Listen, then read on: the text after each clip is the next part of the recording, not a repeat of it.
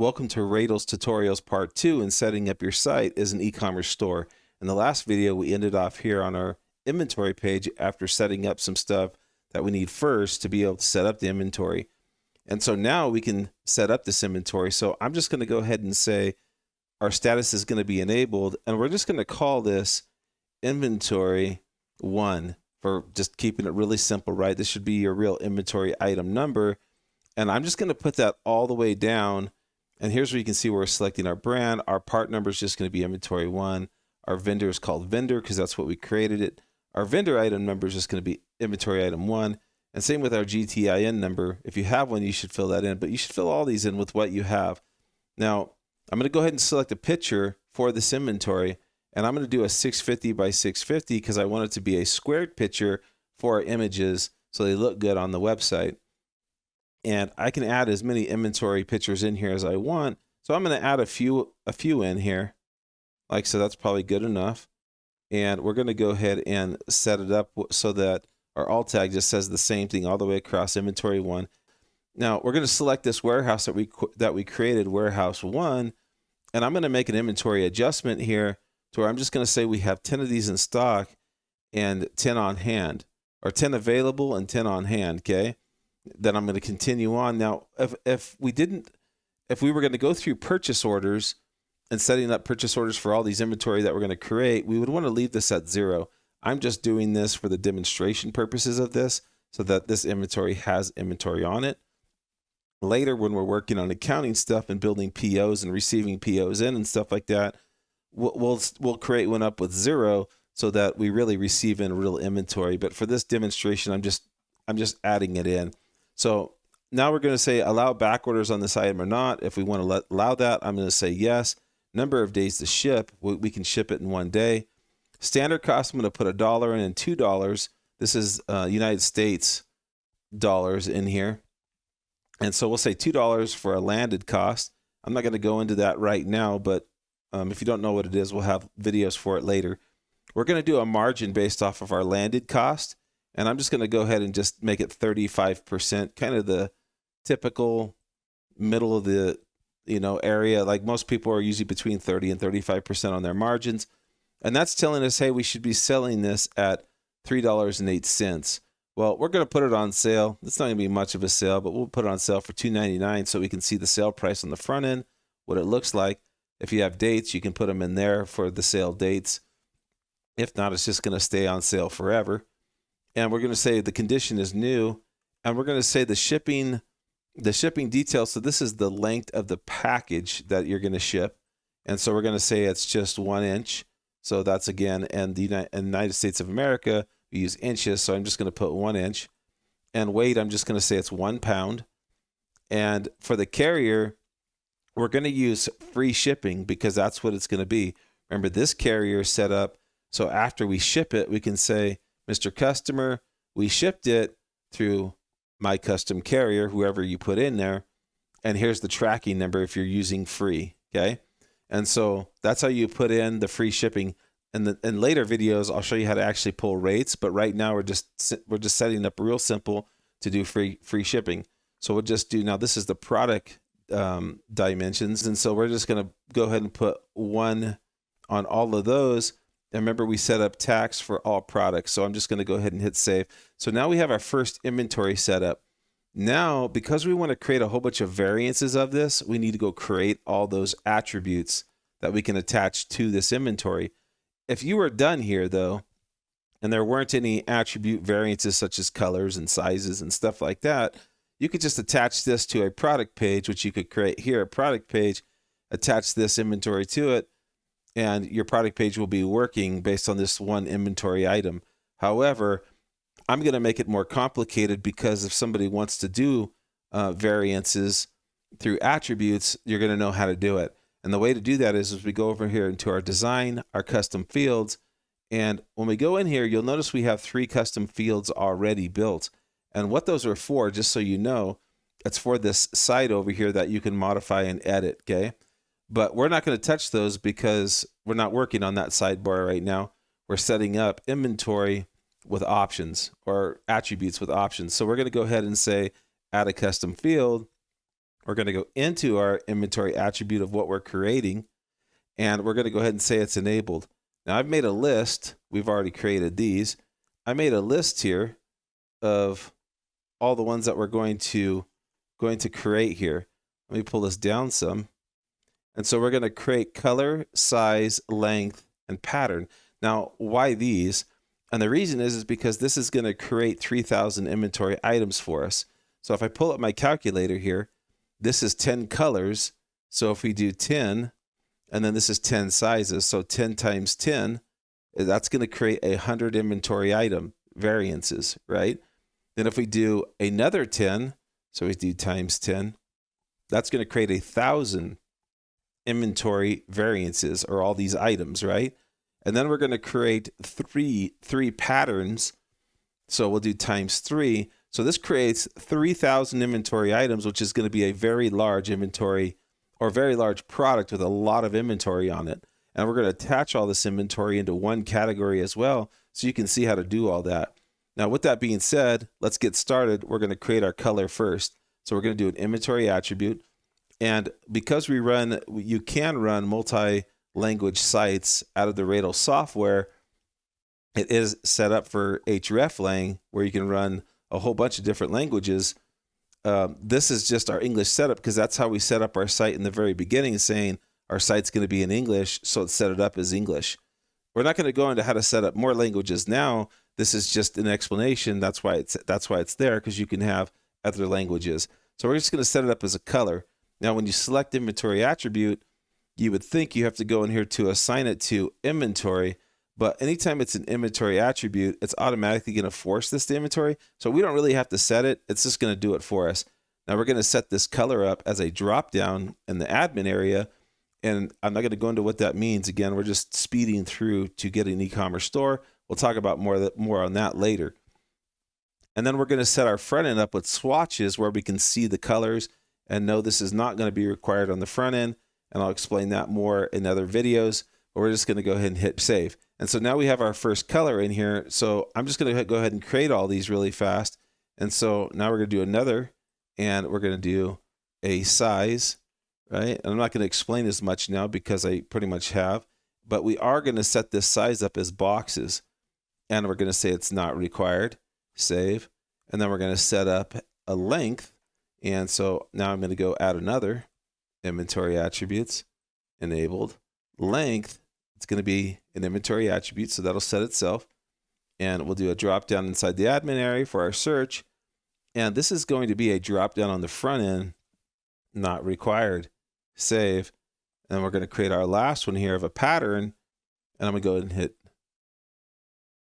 custom field, inventory attribute, enabled, pattern. And we're going to go ahead and say use a drop down in the back end area. And we'll use this as a drop down in the front end as well. Not required, save. Now I'm just going to add a couple of these colors, and then I'm going to pause the video. I'll put the rest in, and we'll come back after I add them. Because once you get the concept of how to create these, you don't need to sit here and watch me do all of these, because it'd just be me doing it over and over again, just like I did for color, size, length, and pattern. Okay, so I'm going to grab green. And now anytime you see sub items like this, sub items are how many items are underneath this parent, this main item here of color. And so you can get to the sub items by either editing the whole color by hitting edit, and you can see the sub items there, and you can get to them, and there's none in there. Or you can get to it from the main table page here, where we can just hit sub items and it shows it to us as well. So for color, we're going to add some colors in here. So I'm going to go in here, I'm going to call it green, and we're going to create a color. You don't need to put in the URL value here. It's going to fill it in for us. We're going to select a color, and because it's green, I'm just going to select green on here. Now, if you wanted to use swatches, you can switch this out to a swatch, and then you can select a swatch from here to use instead of just a color number. But in my case, I'm just going to use color numbers for ease, and that looks like a good enough green. So I'm going to hit green or save, and we're going to create a blue. Go in, create a blue, because we're still under color, and we're just going to select color, and we're just going to go to a blue here, and that's good enough for a blue, and save. And so I'm going to pause it here. I'm going to go through all of these, and then I'll come back and they'll all be created so then we can move to the next step. See you in a second. Okay, I got all those set up, and you can see now that in color, there's 10 colors in there. If I go back, if we look inside our size, I got our 10 sizes in there. And if we go into length, got our 10 lengths in there. And if I go into our patterns, we got our 3 patterns in there. So now what we can do is we can go back to our inventory where we're going to create a product for each of these variances. And so we'll go back to our purchasing inventory and all inventory. And we're going to go in here. And the first thing that we're going to do is we're going to go ahead and go to our inventory attributes here. And we're going to look, and we can now see what we just created for attributes. And we're going to attach all of these. Now keep in mind, this area is going to show you all your attributes that you ever create. So when you're creating an inventory, you only select the ones that you need for that inventory. And of course, you can drag and drop them, the order here. So now when we hit save, when we go down to the bottom of our inventory here, down here, now we see these inventory items set up or attributes set up. Now, it would take a very long time to sit here and create 3,000 inventory items manually, one by one. And so to not have to do that, we created a variance builder because we wouldn't want to do it ourselves. And what we can do is we can select all of our colors, all of our sizes, all of our lengths, and our patterns, and it's going to loop through and create all of them for us with just hitting save here. But before we do that, we're going to want to create a product page to where we're going to assign all these to, because we don't want to manually have to sit there and assign them or add them to the product page, and the same for the category page. Now, there is a fast way on the category page to say all inventory that are assigned to a product, just add them all into the category. We're just going to assign them all right as they are created. So what we're going to have to do that is first, we're going to go over here into our categories, and we're going to create a category. And we're going to go ahead and just call this category to keep it simple. And actually, I'm going to call it store category because in the last video, we created one called a blog category. So this is going to be our store category. And we're not going to put it, we're just going to leave it in the core to where it's just .com/store category. I'm going to copy this. I'm just going to go down and put this in a whole bunch of times quickly. And we'll use that picture, our SEO word for this category, or keyword, I should say. We'll say yes, yes, yes. And our template will be a category store. And we don't need an author bio. We're going to, by default, when it comes to our product categories, which is here, this is our posts. How many posts are going to display in a category? If it's a category for posts, this is a category for products though, or a store. So by default, it's going to set you up with 30. So we're just going to let it run as 30. We want to show our filters where someone can select color green, size this, length this, and so on. It'll filter them for them. And we're going to do 5 columns in our category. We'll go more into this later. I'm going to go ahead and hit save. So now we have our category. And then we're going to go next over to our product pages because we don't have any. And if you notice, we have 2 categories now. Here's our shoes that we created for our blog, and now we just created a store category, which is set up as a store. This is set up as a blog. But now what we're going to do is we're going to go over to our product pages, add product page. We don't have any, right? If we go in here, we don't have any. So we're just going to call this product 1. Product 1. Keep it real simple. And we're going to put this inside of our store, right? I think is what we called it, store category. Right there, store category. So now it says store category /product 1. That's what our hierarchy URL is going to look like. And we're just going to put product 1 in it, going all the way down, like so. And I'll just put a little bit of context in here, just for the purposes of having a little bit of text on the product page, because this will be the product page. Probably good enough. Again, just filler information, right? And we'll put this on here for the product picture. Put an alt tag in there. And we'll just say yes, yes, yes, yes. And we're going to use our product page template.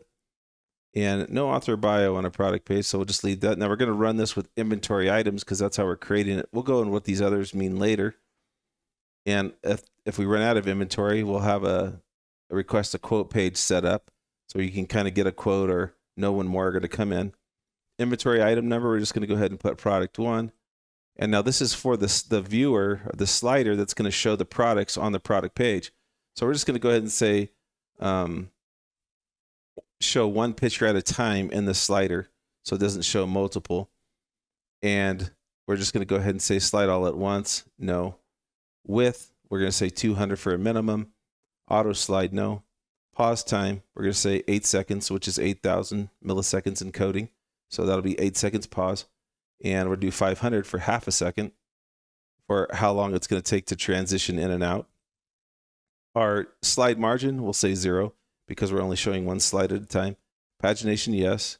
Alignment, we'll do it on the left, and we will not do it over the image. We'll do it underneath the images of our product images. Use thumbnails, we'll say yes so you can see what the next slide's going to be of the product image, or inventory image rather. And we can use our pagination thumbnail width of 60. This is telling us how wide is this thumbnail going to be, and you can adjust them here obviously. And we'll say 5 pixels of padding, or margin rather, around each pagination to go to the next item. We'll go ahead and hit save on that. So now we have a product page and a category. So now when we go back to our inventory, back down here in purchasing, inventory, and we go into this inventory that we created, and we added our attributes already. Now when we go to the variance builder, you'll see we can select our product page, right, that we created, and we can also select our store page, right, that we're going to put all this in. Now, I actually forgot one thing. I'm going to go back over to our products page, and what we're going to do, we could have done this afterwards, but I'm going to do it now so I don't forget. If we go into our attributes here, we need to set up, hey, this product page is going to use these as well. So the product page is going to have a color, length, pattern, and size on it. And I'm going to make our size, I think, which I made boxes. So this was a swatch. Box is how it's going to display. This is, and then these are both drop downs. Oh, you can see right there, drop down ID, drop down ID, box is swatch. So I'm going to set it up so it looks like that, okay, on the product page. And now we can go over to inventory because now it's going to set all that up correctly on the product page. Now you can do this afterwards, after you create them all, but it takes about a second for every 100 inventory items that are saved or added to the product, which it's going to put them here when we create our inventory items. Because this is our product page, it's going to show all of our inventory items here assigned. And when you do this afterwards, it takes about a second per 100 because it has to go through and update them all. So in order for us not to have to wait for that, we'll just go ahead and just set it now. And now I'm going to go back to our purchasing inventory items, and we'll go into this inventory item, variant builder. Now we're going to go ahead and set it for our product page and our category of store, right? Because this was our blog. We're going to go into store. And now I'm going to check all these, but in the next video, I'm going to hit run on this. And this will go ahead and set everything to display on the product page, and in our category, it's going to automatically create them all and assign them. Actually, I'm forgetting one step. We don't, and this is good because hopefully you never make this mistake. You see how we have color, size, length, and pattern? We can actually add these to our inventory so that it puts the correct name on them. So what I'm going to do is I'm going to grab this here, and I'm going to grab this. I'm just going to put it here, and we'll get our length, and we'll put it there, and then we'll get our pattern, and we'll put it here. So now what this is going to do, when we go back to our inventory page, on our name and our description, this is going to say green, size 1, length whatever, pattern whatever. So it's going to fill it in for us so we don't have to go back and fix our naming when it creates all these. So this is obviously an important step. So I'm going to hit save on that. And now we'll go to our variant builder. This video is already 20 minutes long. So I'm going to, in the next video, I'm going to run this. We'll run it. It'll have it build everything for us. So come to the next video and we'll continue on. See you in the next video.